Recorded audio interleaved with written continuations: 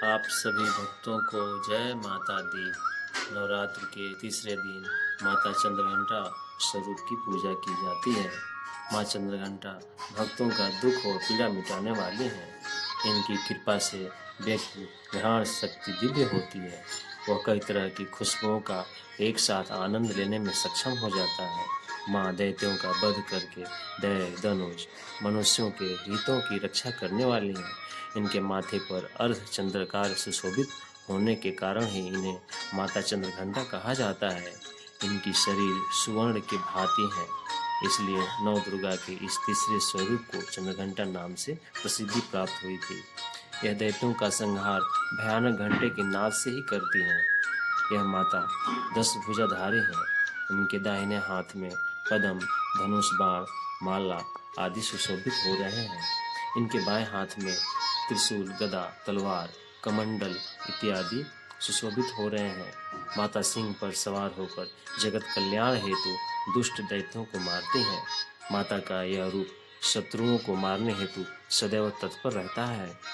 माता असुरों का वध कर देवताओं का उनका भाग दिलाती है। माता का मंद मुस्कान से सुशोभित निर्मल पूर्ण चंद्रमा के बिंब का अनुकरण करने वाला और उत्तम सुवर्ण की मनोहर कांति से कमनीय है।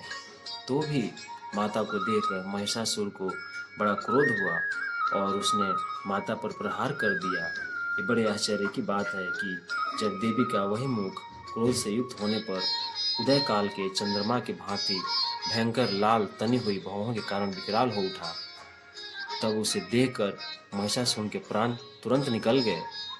यह उससे भी बढ़कर आश्चर्य की बात है, क्योंकि क्रोध में भरे हुए यमराज को देखकर भला कौन जीवित रह सकता है। इसलिए हे देवी, आप प्रसन्न होइए। परमात्मा स्वरूप आपके प्रसन्न होने पर जगत का अभ्युदय होता है और क्रोध में आने पर आप तत्काल ही कितने कुलों का सर्वनाश कर डालती हैं, क्योंकि महिषासुर की यह विशाल सेना क्षण भर में आपके कोप से नष्ट हो गई है।